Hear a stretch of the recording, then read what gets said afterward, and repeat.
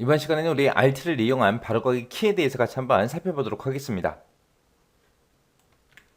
자, 첫 번째 거 보니까 이제 Alt하고 방향키 움직이는 거예요. 방향키를 이제 왼쪽으로 오른쪽으로 그렇게 움직이는 이런 키들을 누르게 되면 현재 실행 중인 그 화면 있죠? 화면에 다음 화면이 됐든 이전 화면이 됐든 그쪽으로 이제 이동시켜주는 그런 역할을 합니다. 우리 인터넷 할 때 보면은 앞으로 뒤로 있죠? 그거랑 똑같다고 생각하시면 돼요. 그 다음에 이제 Alt하고 ESC 요게 있고 그 다음에 Alt 탭이 있고 두 개가 있습니다. Alt ESC나 Alt 탭은 이제 작업 전환할 때 쓰는 거예요. 작업 전환, 프로그램 전환할 때 사용하는 그런 단축 키들이요. 그냥 Alt ESC를 누르게 되면 현재 실행 중인 앱들을 순서대로 그렇게 화면을 전환시켜 줍니다. 근데 Alt 탭을 누르게 되면 얘도 똑같이 이제 작업 전환을 해주는데 얘는 이제 화면상에 지금처럼 이런 것들을 보여줘요. 내가 지금 어떤 것들을 실행시키고 있는지 그런 것들이 이제 화면상에 나타납니다. 나타나면 우리가 Alt키를 누른 상태에서 탭키를 눌러서 이제 이동할 그 작업창을 우리가 선택을 하게 되면 그 작업창이 이제 화면상에 뜨는 거예요. 그래서 Alt ESC랑 Alt 탭의 차이는 화면 중간에 이런 걸 보여주냐 안 보여주냐 그 차이요. 그 다음에 이제 Alt 엔터 누르게 되면 내가 선택한 항목 있죠? 그 항목에 속성 대화 상자가 나타납니다. 그래서 이거는 제가 이제 폴더를 선택하고 Alt 엔터를 눌렀을 때 나타나는 그런 속성 대화 창이요. 그 다음에 이제 Alt 스페이스바가 있는데 Alt 스페이스바는 우리 활성창에서 바로가기 메뉴를 표시해 줍니다. 그래서 지금처럼 파일 탐색기가 실행이 되고 있을 때 내가 Alt하고 스페이스바를 누르게 되면 이렇게 이제 활성창에 바로가기 메뉴가 지금처럼 이렇게 표시가 돼요.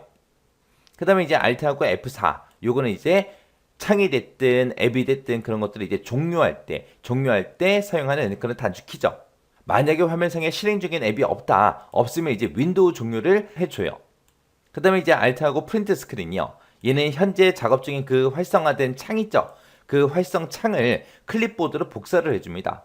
그러니까 한마디로 그냥 화면 캡처해준다 생각하면 돼요. 그때 이제 화면 캡처할 때 우리 키보드 보게 되면 이제 방향키가 있죠. 방향키 바로 위에 보게 되면 이제 홈이다 엔드다 하고 여러 가지 버튼이 있고 그곳에 보게 되면 이제 프린트 스크린이라는 요 버튼도 있어요.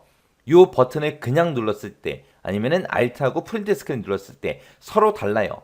Alt하고 프린트 스크린을 누르게 되면 현재 작업 중인 그 창, 활성화된 창 있죠. 그 창만 클립보드로 복사를 해주는 거고 그냥 내가 프린트 스크린을 누르게 되면 지금 화면상에 보이는 대로 그대로 이제 클립보드로 화면 캡처해 주는 거예요.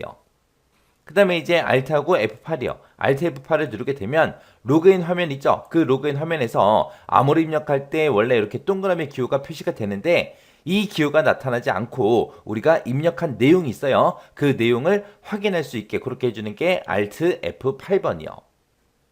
이렇게 이제 Alt키를 이용한 바로가기 키에는 종류가 이런 것들이 있습니다.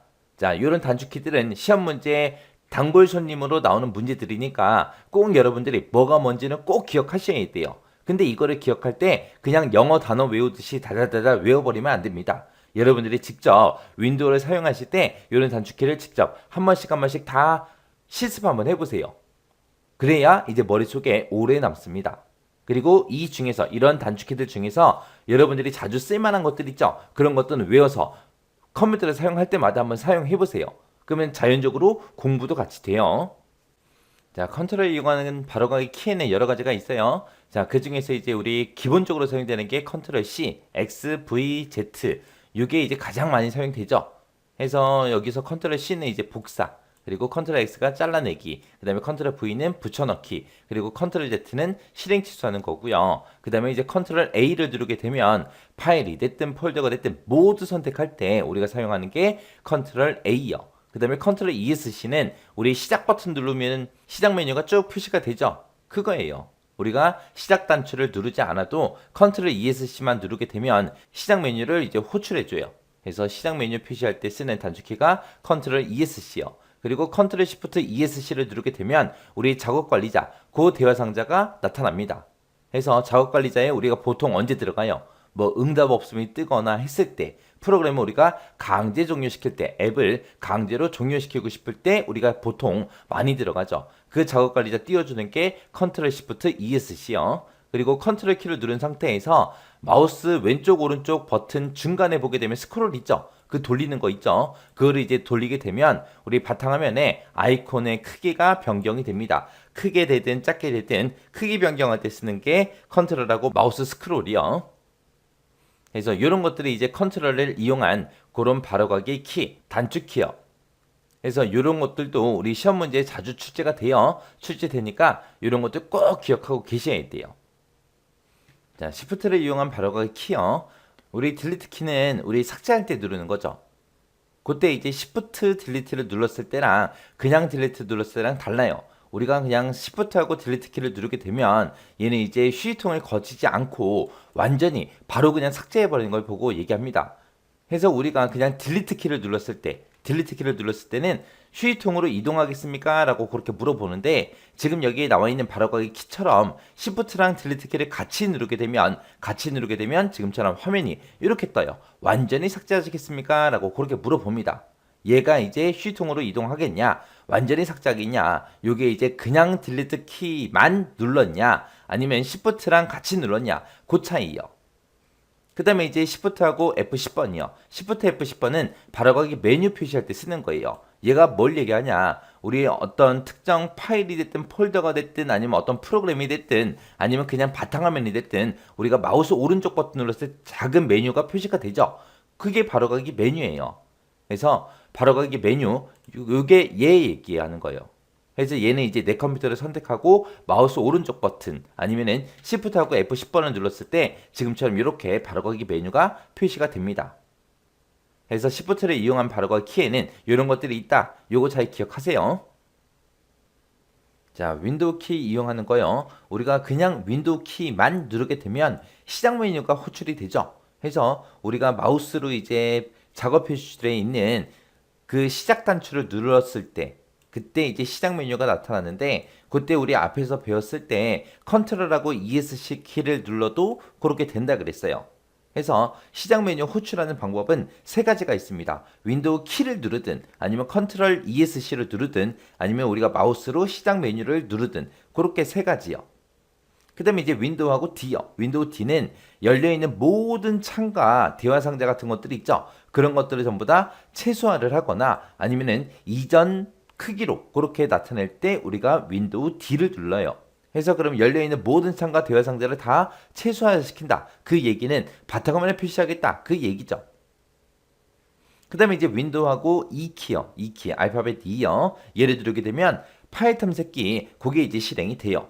파일 탐색기 단축키는 윈도우 E요. 여기서 얘를 외울 때 E라는 글자 있죠. 우리 탐색기에도 보면 티귿 있어요. 똑같이 생겼잖아요. 그렇게 연관지어서 기억 좀 하세요. 그 다음에 이제 윈도우하고 F를 누르게 되면 피드백 허브 앱이 이제 실행이 됩니다. 이 피드백 허브라는 게 뭘 얘기하냐면은 우리가 이제 윈도우 10에 사용하는데 10에 사용하다 보면 중간중간에 이제 오류 같은 것도 생길 수 있어요. 아니면 이제 어떤 기능을 쓰다 보면은 좀 더 이렇게 했으면 좋겠다 해서 의견 같은 것들을 윈도우 개발자들한테 우리가 보낼 수 있습니다. 그러면 이제 윈도우 개발하는 그 개발자들이 우리가 보내준 거를 참고해서 이제 윈도우 업데이트 할 때 그런 기능 같은 것들을 개선을 시켜준다거나 아니면 오류 같은 것들을 없애주다거나 그렇게 이제 할 수 있어요. 그때 이제 우리 일반 사용자들이랑 개발자들 간에 의견을 이제 주고받고 할 수 있도록 그렇게 하는 앱을 보고 우리가 피드백 허브라고 그렇게 불러요. 그 피드백 허브라는 그 앱을 실행시켜주는 단축키가 윈도우하고 F요. F가 피드백. 그 영어의 약자다. 그렇게 이제 기억하시면 되고요. 그 다음에 윈도우 L이라는 요 단축키가 있는데 얘는 이제 컴퓨터를 잠그거나 사용자 전화할 때 사용하는 그런 단축키입니다. 그리고 이제 윈도우하고 M 요게 있고 윈도우 시프트 M이 있고 이렇게 두 가지가 있어요. 얘네들은 이제 열려있는 모든 창들을 최소화시키거나 이전 크기로 돌려주는 그런 단축키요. 그 다음에 이제 윈도우하고 R을 누르게 되면 실행창을 나타내 주고요. 윈도우 T를 누르게 되면 작업 표시들에 들어있는 그 앱 있죠. 그런 앱들을 차례대로 선택을 해줘요. 어디에 있는 거? 작업 표시줄에 있는 앱 그것들을 차례대로 선택해 주는 거. 그 다음에 이제 윈도우하고 U요. U를 누르게 되면 우리 시작 버튼 누르게 되면 설정 있죠. 그 설정에 들어가게 되면 접근성이라는 게 있는데 그 접근성 창을 나타내는 게 우리 윈도우하고 U요. 그 다음에 이제 윈도우하고 A요. 얘는 이제 알림 센터를 표시해 주는 거고요. 윈도우하고 B를 누르게 되면 알림 영역으로 포커스를 이제 옮겨줍니다. 그 다음에 이제 윈도우 Alt D 하고 얘를 누르게 되면 우리 알림 영역에 보게 되면 날짜하고 시간이 나타나죠. 그 날짜 시간을 표시하거나 숨겨주거나 그런 역할을 해주는 게 우리 윈도우 Alt D요. 그 다음에 이제 윈도우 키랑 I 키요. 얘를 누르게 되면 우리 윈도우 시작 버튼 누르게 되면 설정이 있죠. 설정. 그 설정 창을 화면에 나타내 주는 게 윈도우 I요. 그 다음에 이제 윈도우하고 S 요 단축키를 누르게 되면 우리 시작 버튼 오른쪽에 보면은 검색 상자 있죠. 그 검색 상자로 포커스를 옮겨줘요. 그 다음에 이제 윈도우 컨트롤 D를 누르게 되면 가상 데스크톱을 추가를 시켜줄 때 우리가 쓰는 단축키고요. 가상 데스크톱을 삭제할 때 쓰는 단축키가 윈도우 컨트롤 F4요. 그래서 이 가상 데스크톱이라는 거는 우리 뒤에 가면 나와요. 뒤에 가서 자세히 알아보기로 하고 요 바로가기 키만 일단 기억 좀 하세요. 그 다음에 이제 윈도우하고 탭 키를 누르게 되면 작업 보기를 실행해 줍니다. 윈도우 탭 한번 지금 눌러보세요. 누르게 되면 지금 현재 실행 중인 그런 프로그램들, 그런 앱들이 전부 다 화면상에 쭉 나오죠.